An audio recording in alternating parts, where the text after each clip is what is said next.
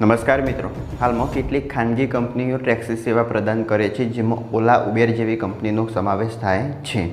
તાજેતરમાં જ ભારત સરકાર દ્વારા એક જાહેરાત કરવામાં આવી અને ટૂંક જ સમયમાં હવે ભારત ટેક્સી નામની એક સેવા શરૂ કરવામાં આવશે. આજના વિડીયોમાં આપણે તેના વિશે વિગતે માહિતી મેળવશું. મિત્રો, અત્યાર સુધી આ જે ખાનગી કંપની હતી ઓલા ઉબેર, જે ટેક્સી સેવા પ્રદાન કરતી હતી, પણ એની કોઈ સુરક્ષાની જવાબદારી હતી નહીં. હવે ટૂંક જ સમયમાં સુરક્ષાની જવાબદારી ધ્યાને રાખીને ભારત સરકાર દ્વારા ભારત ટેક્સી નામની એક સેવા શરૂ કરવામાં આવશે. ઓલા ઉબેર કરતાં આનો ચાર્જ હશે એ બિલકુલ ઓછો હશે.